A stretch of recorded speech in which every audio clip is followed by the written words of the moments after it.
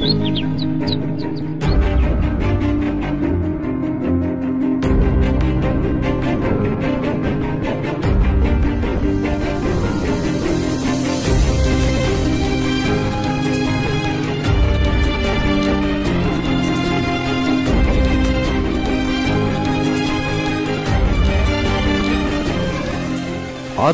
চোখে নীল ছিল নিছকই একজন চাকর। সে সারাদিন আদ্রিতার ভাই ফরমাস খেটেও ওকে সন্তুষ্ট করতে পারত না।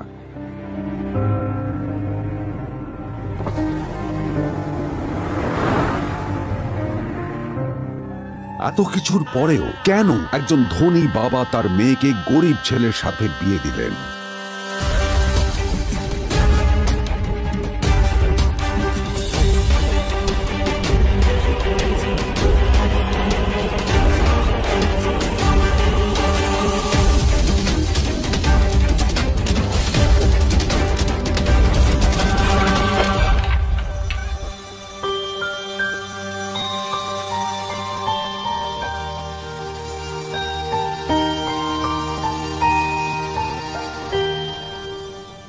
এবং তারপরে সেই মেয়েটি তার গরিব স্বামীর কাছ থেকে নতুন বছরে এমন একটা গিফট পেয়েছিল যে তার চক্ষু স্থির হওয়ার জোগাড় হয়েছিল।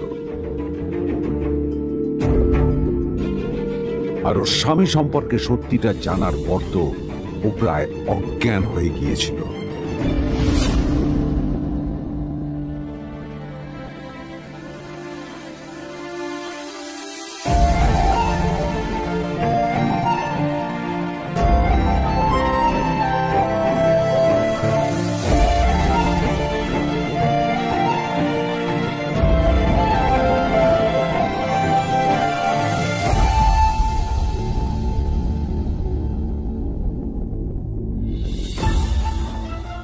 আমার বাবা সবচেয়ে বড় ভুল করেছে তোমার মতো একটা গরিব ছেলের সাথে আমার বিয়ে দিয়ে।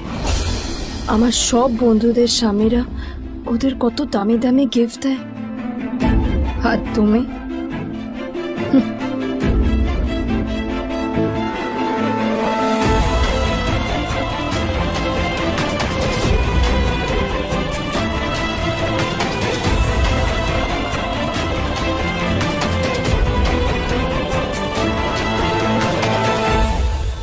আদ্রিতা তার বাবার কথায় নীলকে বিয়ে তো করেছিল, কিন্তু ও শর্ত দিয়েছিল যেন বাড়ির বাইরের কেউ না জানতে পারে যে নীল ওর স্বামী।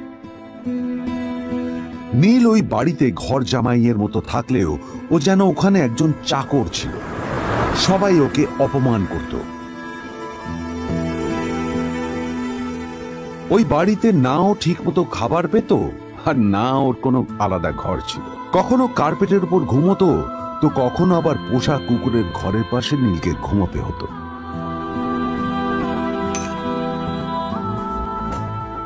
হাত খরচ মেটাতে ও এক জায়গায় ওয়েটারের কাজও করত। আদ্রিতা তার বন্ধুদের বলেছিল যে আদ্রিতা বিদেশে বিয়ে করেছে আর তার স্বামী লন্ডনের একজন খুব বড় বিজনেসম্যান। কিন্তু যখন আদ্রিতার বন্ধুরা ওকে ওদের স্বামীদের দেওয়া দামি দামি গিফটগুলো দেখাতো, তখন লজ্জায় ওর ভিতরটা পুড়ে ছাই হয়ে যেত।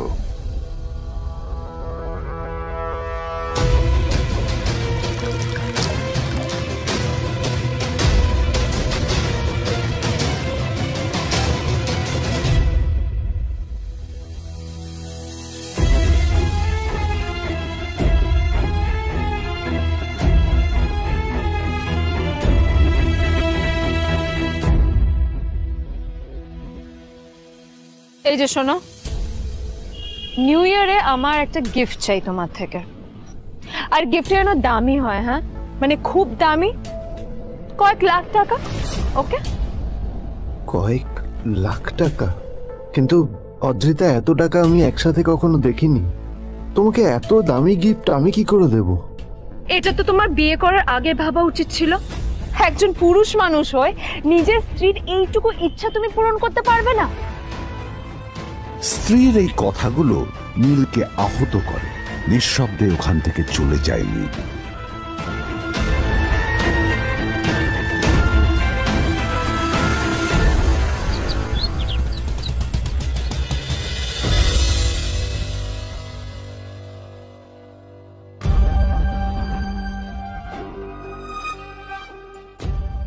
দুদিন পর নিউ ইয়ার পার্টির আগে নীল আদ্রিতার কাছে এসে একটা গিফট প্যাক দেয়।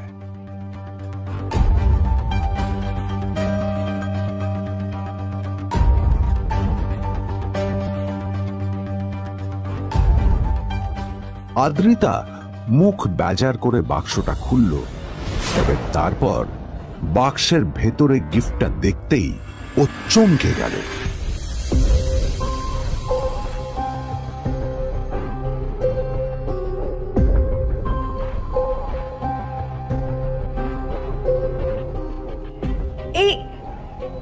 এই ফোনটা মানে এটা তো একটা স্পেশাল এডিশন, এটার দাম তো 3 কোটি টাকা। তুমি এটা পেলে কোথা থেকে? আসলে এটা অরিজিনাল নয়। আমি ওই ফোনটারই একটা কপি এনেছি।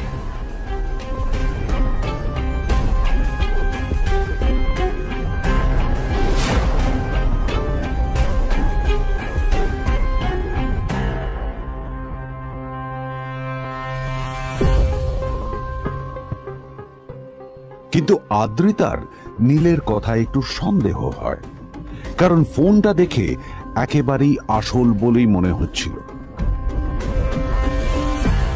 পরের দিনই আদ্রিতা ওই কোম্পানির শোরুমে গেল। এই ফোনটা একটু দেখুন না প্লিজ। ওয়াও, আচ্ছা ম্যাম, আপনি কি মিস্টার রয় চৌধুরীর বন্ধু? কে মিস্টার রয় চৌধুরী? ও, আপনি কি ওই রয় চৌধুরী গ্রুপ অফ ইন্ডাস্ট্রিজের মালিকের কথা বলছেন? হ্যাঁ। না না, আমি ওনাকে চিনি না। আমি কেন, আমার মনে হয় কেউই ওনাকে চেনে না। বড় বড় মানুষেরাই ওনার দেখা পান না। আমিও কোনোদিন ওনাকে দেখিনি, কিন্তু সাডেনলি আপনি এই প্রশ্নটা করলেন কেন? অ্যাকচুয়ালি ম্যাম, আপনার হাতের এই ফোনটা আসলে এটা ফোনের স্পেশাল এডিশন। এই কাটিং, এই ডিজাইন, এই লোগো, এটা জাল করা ইজ নেক্সট টু ইম্পসিবল। আর গোটা ভারতে বিক্রি হওয়া এই ফোনের সেকেন্ড পিস এটা, যেটা মিস্টার রয় চৌধুরী কিনেছিলেন। সেজন্য জিজ্ঞেস করছি ম্যাম, আপনি এই ফোনটা কোথা থেকে পেলেন? তবে কি নীলই মিস্টার রয় চৌধুরী, নাকি নীল এই ফোনটা চুরি করেছে? বেকার নীলের কাছেই কোটি টাকার ফোন কোথা থেকে এলো? নীলের সত্যিটা তাহলে কি? আর ও যদি সত্যি বড়লোক হয়ে থাকে, তবে ও নিজের শ্বশুর বাড়িতে ঘরজামাই হয়েই বা থাকে কেন? আদ্রিতা এসব কথাই মনে মনে ভাবছিল, তবে আদ্রিতার বিশ্বাস ছিল যে কোনো না কোনো মতলব করেই নীল এই ফোনটা আদ্রিতার জন্য নিয়ে এসেছিল। কিছুদিন পর আদ্রিতা সেই ফোনটার কথা ভুলে গেল। নীল সকাল সকাল ঘুরতে বেরিয়েছে বাইরে।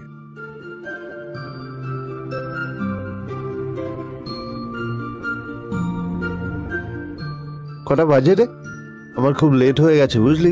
তোরা খেল, ঠিক আছে? তোরা খেল, আমি আসছি।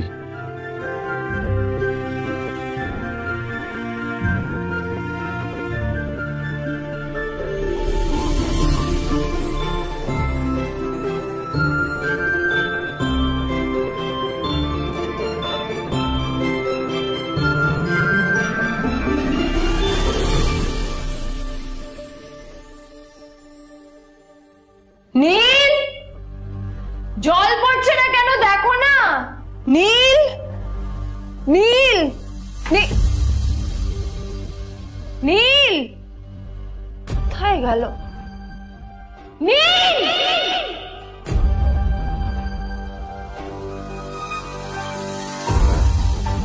নীল, নীলকে ডাকছে কেন বলতো? ওইদিকে বাড়িতে আদ্রিতা আর চিত্রা আশ্চর্য হয়ে গেল যে নীল হঠাৎ কোথায় উধাও হয়ে গেল।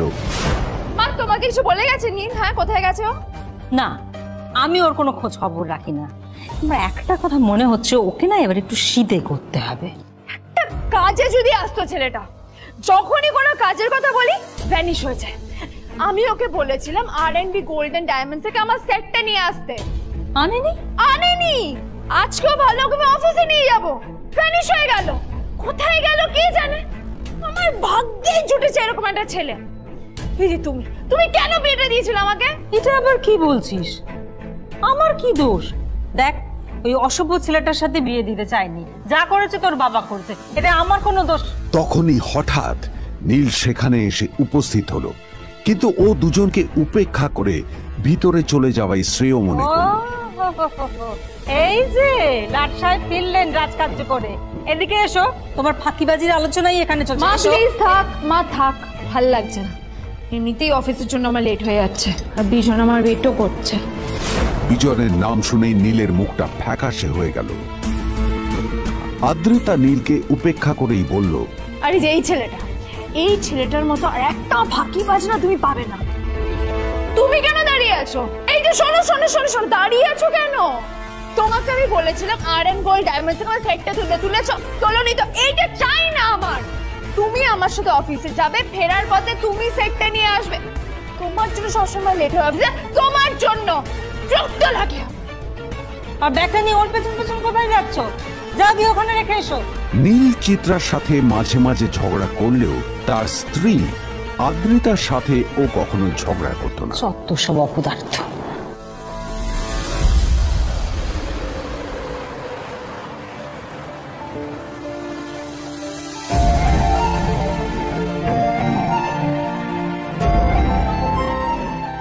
কিছুক্ষণের মধ্যেই তারা আদ্রিতার অফিসে পৌঁছে গেল। আদ্রিতা গাড়ি থেকে নামতে নামতে দেখলো যে তার কাছে অনেকগুলো ফাইল আছে। নীলের দিকে তাকিয়ে ওকেই ফাইলগুলো নিয়ে ভেতরে আসতে বলল।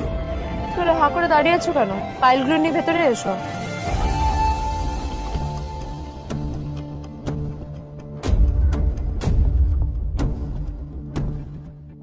আদ্রিতা যখন ওর ক্যাবিনে পৌঁছলো তখন দেখলো সেখানে আগে থেকেই ওর বন্ধু এবং বিজনেস পার্টনার বিজন বসে ওর জন্য অপেক্ষা করছে।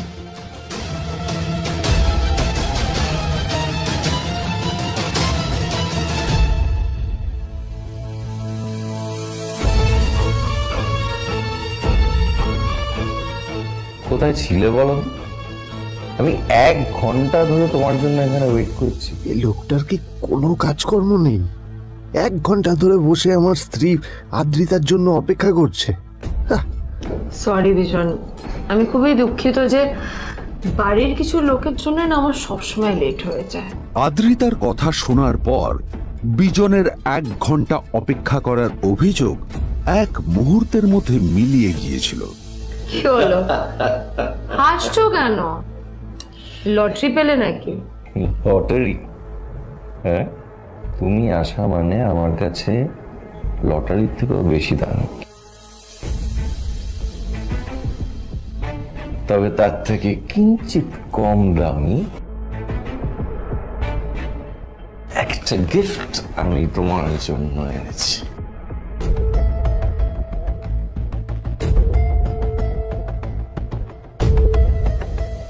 This is a rare diamond necklace for you. এটা আমার জন্য? সত্যি? এই শহরে এটা খুঁজে পাওয়া খুব বিরল। Just like you. Like it? Thank you. You're welcome. Thank you for the gift. আসি তাহলে এখন।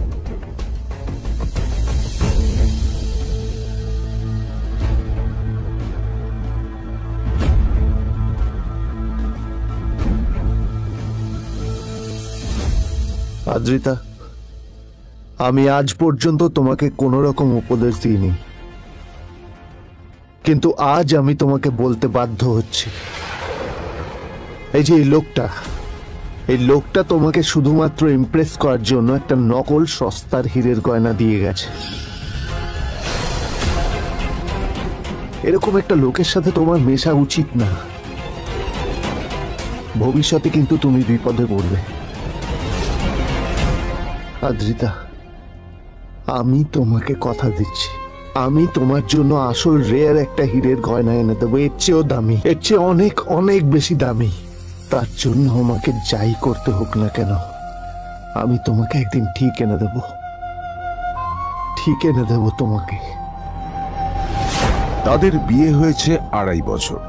এর মধ্যে প্রথমবার তার মনে হলো নীল তার জন্য লড়াই করছে। নীলের এই রূপটা দেখে আদ্রিতা চমকে গেল। আজ প্রথমবারের মতো আদ্রিতার মনে প্রশ্ন এলো, নীলকে নিজের থেকে দূরে সরিয়ে রেখে আমি কি কোনো ভুল করছি? না না, এটা আমি কি ভাবছি? বিজন আমার বিজনেস পার্টনার, ও আমাদের মেইন ইনভেস্টর। নীলের এই অ্যাকশনের কারণে বিজন আমার কোম্পানি থেকে ব্যাক আউট করে গেলে কি হবে? না না না না না, নীলের জন্য আমি আমার এত বছরের পরিশ্রমকে জলে দিতে পারি না। আমার নীলকে নয়, আমার বিজনকে প্রয়োজন। এইসব ভাবতে ভাবতে আদ্রিতার নীলের ওপর রাগ হতে শুরু করে। আদ্রিতার রাগ তখন চরমে উঠে যায়। আজ প্রথমবার নীল আদ্রিতার সাথে খারাপ ব্যবহার করেছে। How dare you! তোমার এত বড় সাহস! হ্যাঁ, তোমাকে কে অধিকার দেয় বলো তো যে তুমি আমারই অফিসে দাঁড়িয়ে আমাকেই এতগুলো উল্টোপাল্টা কথা তুমি শোনালে? তোমাকে এখানে আনাই আমার ভুল হয়েছে, সবচেয়ে বড় ভুল হয়েছে। এবার চুপচাপ এখান থেকে বেরিয়ে যাও, right now. Get out! Neel আদ্রিতার এই কথার কোনো উত্তর দিল না। নীল জানতো যে ও যতই কথা বাড়াবে আদ্রিতা ততই বেশি রেগে যাবে। আদ্রিতা যেন তেন ভাবে নিজের রাগ চেপে ব্যাপারটা ওখানেই শেষ করার চেষ্টা করলো, কিন্তু ও তো জানতো না যে ব্যাপারটা তখন সবে শুরু হয়েছে। কি হলো, শুনতে পাচ্ছিস না? কালা নাকি? আমারই সামনে দাঁড়িয়ে আমার কেনা গিফট নিয়ে তুই মজা করলি? কত বড় সাহস রে তোর! নিজেকে তো বিক্রি করে দিলে ওরকম একটা ডায়মন্ড নেকলেস তুই কিনতে পারবি। তোর এই গরিবের পারফিউম, সস্তা শার্ট, পায়ে একটা ফাটা চপ্পল নিয়ে নিজেকে বড় হিরো মনে করছিস? তোর নিজের কত দাম সেটা তোর নিজের জানা উচিত। Zero, big zero. সারা খরচা মাই চল।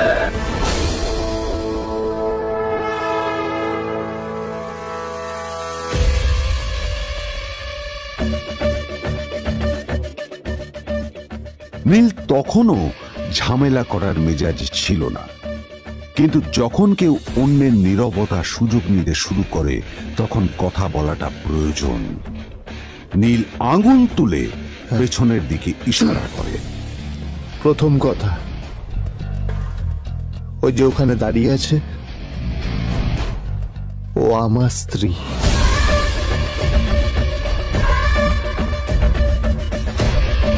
তাই আমার স্ত্রীকে তোমার নেকলেস দেওয়ার কোনো অধিকার নেই। ওকে যদি নেকলেস দিতে হয় তাহলে আমি দেব। তাই এসব ফ্রডগিরি বন্ধ করো। আর দ্বিতীয় কথা, যার পকেটে পয়সা নেই ঝনঝন আওয়াজ করা তার মানায় না।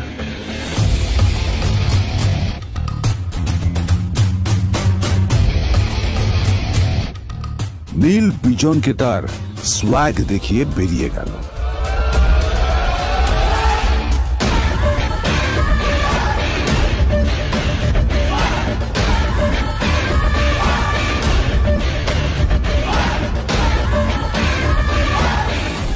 আদ্রিতার রাগে গজগজ করছিল। ওর জ্বলন্ত চোখের সামনে শুধু নীলের মুখটা ভেসে উঠছিল। ও যতই নীলের কথা ভাবছিল ততই ওর রাগ বেড়ে যাচ্ছিল।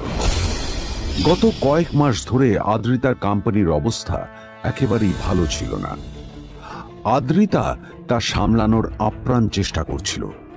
কি যে করবেও সেইটাই বুঝে উঠতে পারছিল না। তারপর বিজনের সাথে ওর দেখা হলো, আর তখনই বিজনের সাথে ওর বন্ধুত্ব হলো। বিজন একটা খুব বড় পরিবারের সদস্য। আজ বিজন শুধুমাত্র আদ্রিতার কোম্পানির একজন বিজনেস পার্টনারই নয়, সাথে বড় ইনভেস্টরও। আর শুধুমাত্র বিজনের কারণেই আদ্রিতার কোম্পানি এখনো চলছে। এই কোম্পানির সমস্ত লস বিজনই বহন করে এবং আদ্রিতারও ওকে তাই খুব প্রয়োজন। বিজনের সাথে বন্ধুত্ব করা আদ্রিতার পক্ষে সহজ কাজ ছিল না। অনেক কাঠখড় পুড়িয়ে আদ্রিতা ওর কাছাকাছি এসেছিল।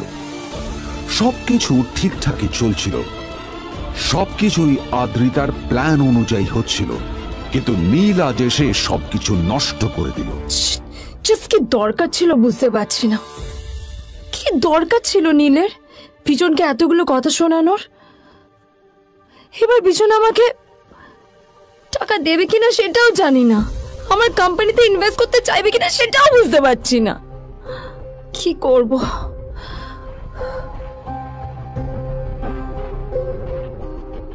এখন আদ্রিতা ওকে কিভাবে বোঝাবে?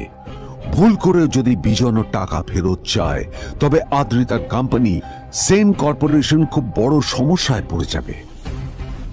তারপর কি হবে? সেন পরিবারের দেখভাল কে করবে? এইসব ভাবতে ভাবতে আদ্রিতা নিজের উপরেও রেগে গেল। আসলে দোষটা ওর নিজেরই। আদ্রিতা কেন নীলকে ওদের মাঝে আনতে গেল? নীলকে অফিসে নিয়ে আসারই বা কি দরকার ছিল?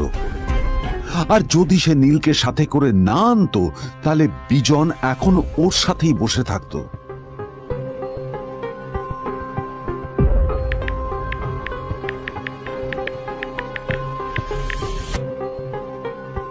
প্যামেলা, আমি মিটিং এ বেরোবো, আমার চেঞ্জটা একটু নিয়ে এসো প্লিজ। Thank you. আর অন্যদিকে সেন কর্পোরেশনের অফিস থেকে বেরিয়ে নীলের খুব ফুরফুরে লাগছিল। তখনই হঠাৎ ওর ফোনটা বেজে উঠল। ফোনটা ছিল মিস্টার রায় চৌধুরীর। তিনি ছিলেন শহরের সব থেকে বড় বিজনেসম্যান। হ্যাঁ মিস্টার রায় চৌধুরী, আমি আপনাকে ফোন করতে যাচ্ছিলাম। আমি একজন বিশেষ লোকের সাথে তোমার একটা মিটিং ফিক্স করেছি। ওর অ্যাড্রেস আমি তোমাকে টেক্সট করে দিয়েছি। আমি চাই তুমি ওই লোকটার সাথে মিট করো। ঠিক আছে, আমি যে কোনো কারোর সাথে দেখা করতে পারি, কিন্তু তার জন্য আপনাকে আমার দুটো শর্ত মানতে হবে। প্রথমটা, আমার জন্য একটা রেয়ার হীরের নেকলেস আপনাকে জোগাড় করে আনতে হবে। আর দ্বিতীয়টা, আমি আপনাকে টেক্সট করছি, এটাও কিন্তু একই রকম জরুরি। এই দুটো কাজ আপনাকে যত তাড়াতাড়ি সম্ভব করে ফেলতে হবে আমার জন্য, ঠিক আছে? তোমার অ্যাকাউন্টে কিছু টাকা পাঠিয়েছি, কিছু জামা কাপড় কেন, যাতে তুমি ভদ্র সমাজে আসার যোগ্য হও, আর তোমাকে আমি স্বামীর পরিচয় দিতে লজ্জা না পাই। তোমার কারণে আমার পরিবার লজ্জা পাবে, আমি সেটা চাই না।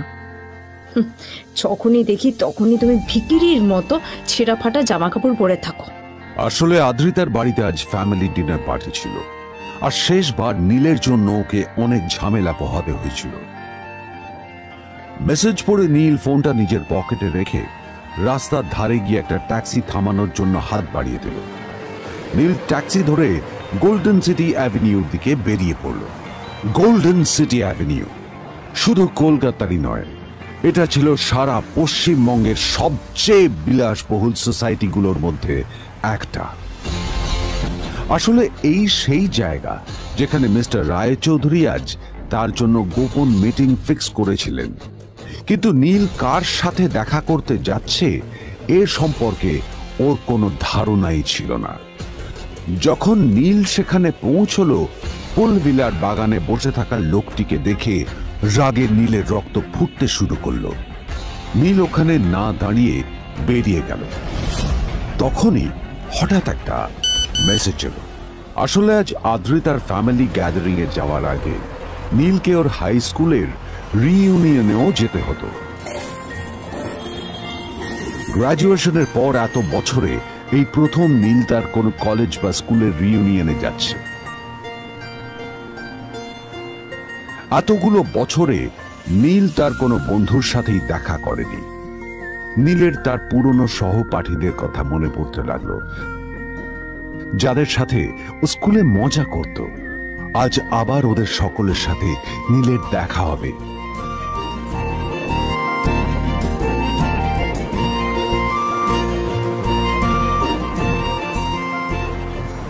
আর এই সব কিছু ভেবেই নীল এক্সাইটেড হয়ে যাচ্ছিল। আসলে সোহিনীকে নীল তার স্কুল টাইমে পছন্দ করত,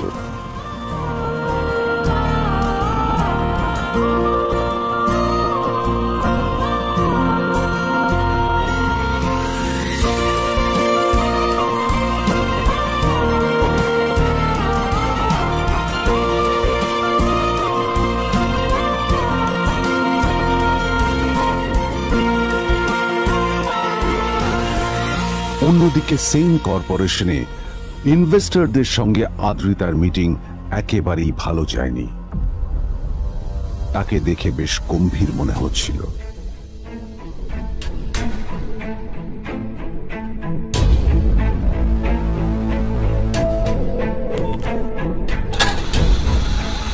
ভাই, পৃথিবীতে এমন লোকও আছে, কি দিমাগ দেখলি? হ্যাঁ, কাজকর্ম তো কিছু করার নেই, আর কিছু করেও না। হ্যাঁ, শুধু চলে এসছে আমাদের ম্যাডামকে রাগাতে। এই 1 বছরে না কিচ্ছু বদলায়নি। আরে আমি তো ভেবেছিলাম যে এর সাথে ম্যাডামের আর কোনো সম্পর্কই নেই, কিন্তু না, এখন যা দেখছি উল্টে ম্যাডামের মাথায় উঠে নাচছে। আমার মাঝে মাঝে মনে হয় এদের দুজনের বিয়ে কিভাবে হলো। আর বিয়ে তো অনেক পরের কথা, 2 বছর হয়ে গেল, এদের এখনো ডিভোর্স হলো না। হ্যাঁ, আমার তো ভাবলে কিরকম অবাক যা লাগছে। বলেছিস।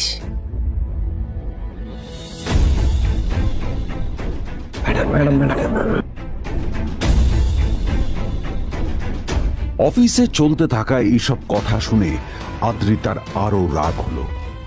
আদ্রিতা ক্যাবিনে যাওয়ার পরে রাগকে নিয়ন্ত্রণ করা ওর পক্ষে আরো কঠিন হয়ে গেল। ও তখন বুঝতেই পারছিল না যে ওর রাগ কিভাবে নিয়ন্ত্রণ করবে। আদ্রিতা এটাও ভাবছিল যে নীলের জন্য ওকে আর কত অপমানিত হতে হবে। এসব ভাবতে ভাবতেই আদ্রিতার চোখ গেল ওর বাবার ছবিটার দিকে।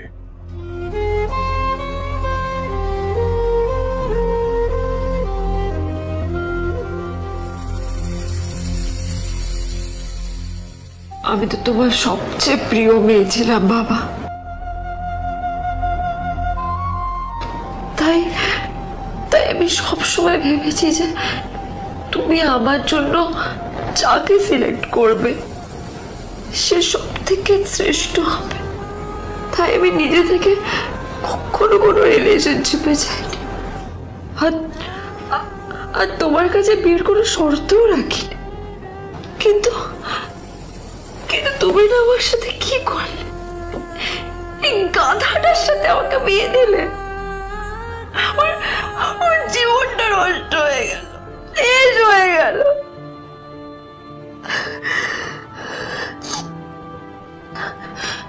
আমি যদি একটু জানতাম যে ও কিছু করে না, ঘর চাপাই হয়ে থাকবে, এইসব কাজকর্ম করে, তাহলে আমি কোনোদিনই বিয়েতে রাজি হতাম না বাবা, কোনোদিন না, কোনোদিন।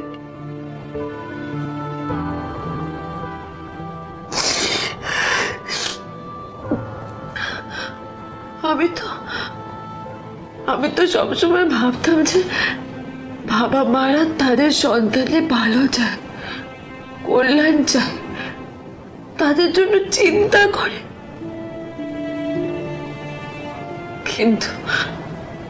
কিন্তু বাবা, তুমি আমার জন্য একটু চিন্তা করোনি। তুমি শুধু তোমার শেষ কর্তব্যটুকু করতে চেয়েছিলে, শেষ ইচ্ছাটুকু রাখতে চেয়েছিলে। পালন করা হয়ে গেছে, আর আমাদের তুমি ছেড়ে চলে গেলে। তুমি আমাকে ছেড়ে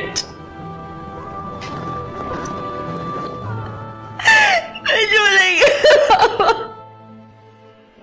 অন্যদিকে নীল রিউনিয়ন পার্টির জন্য হোটেল প্রাইম স্টারের দিকে রওনা হলো। হোটেল প্রাইম স্টার ছিল শহরের সবচেয়ে দামি হোটেল। ওখানে শহরের সব বড় লোকেরা যাতায়াত করত। নীল যখনই তার পুরনো বাইকটা নিয়ে ওখানে পৌঁছলো, ওর পুরনো জামা কাপড়, পুরনো বাইক আর ওর পায়ে ছেঁড়া চপ্পল দেখে সিকিউরিটি গার্ড ওকে গেটের বাইরেই আটকে দিল। কোথায় যাচ্ছিস শালা ভিখিরি? না না দাদা, আপনি আমাকে ভুল বুঝছেন।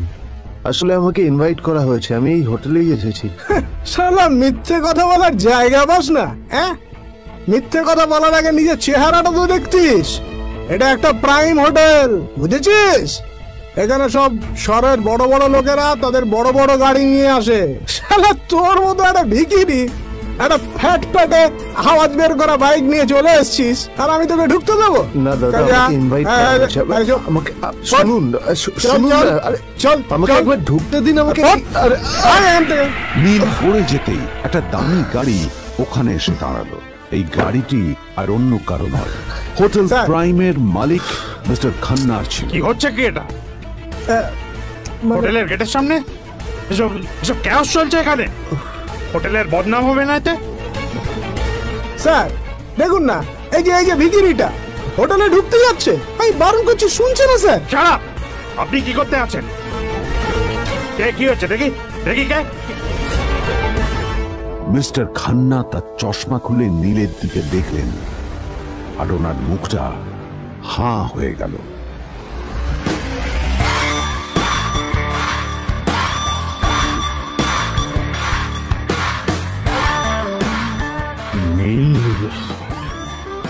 স্যার আপনি